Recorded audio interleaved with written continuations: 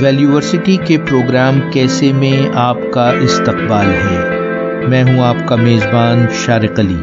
آج کا ہمارا موضوع ہے شخصی اختلاف سے گزارا کیسے۔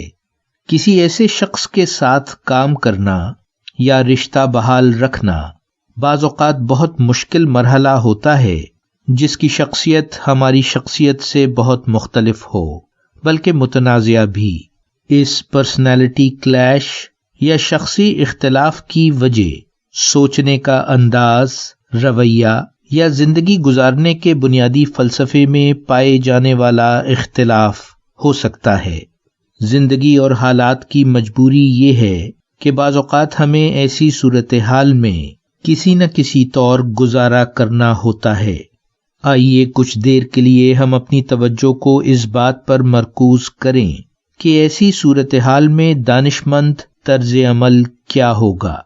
ہو سکتا ہے آپ کو یہ بات بہت عجیب لگے، لیکن یہ بات اہم ہے کہ آپ ایسے شخص میں دلچسپی لینا شروع کریں، اس کے بارے میں زیادہ سے زیادہ جانیں اور اس بات سے آگاہی حاصل کریں کہ آپ کو اس شخص کے ساتھ کس بات میں مسئلہ درپیش ہے، یعنی آپ کی پرابلم کیا ہے۔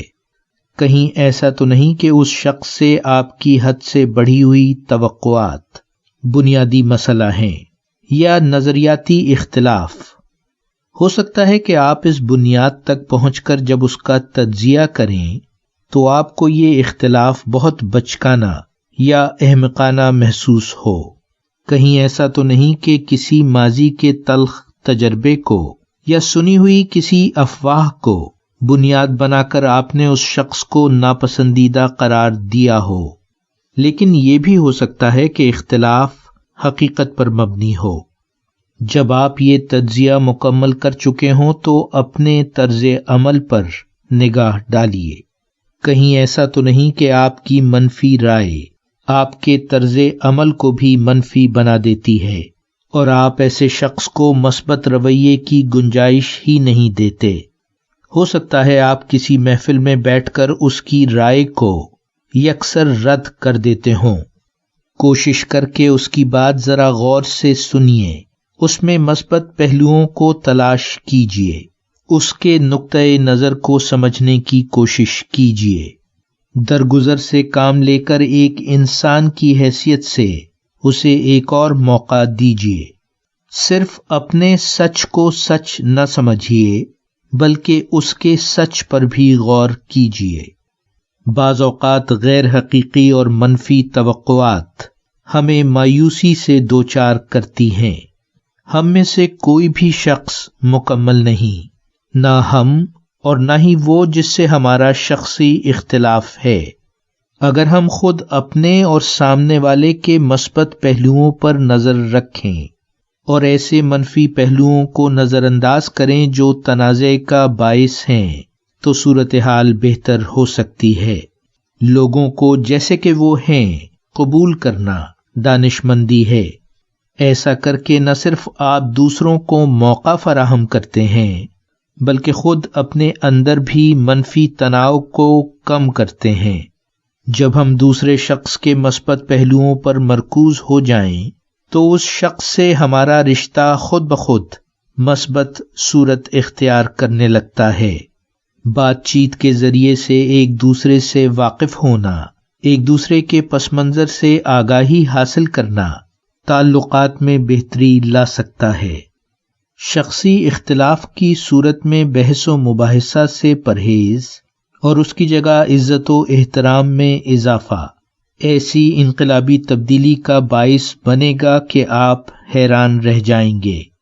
اگر ایک دفعہ بنیادی اختلاف کی وجہ آپ کی سمجھ میں آ جائے تو پھر اسے قبول کر کے آگے بڑھنا ممکن ہو جاتا ہے۔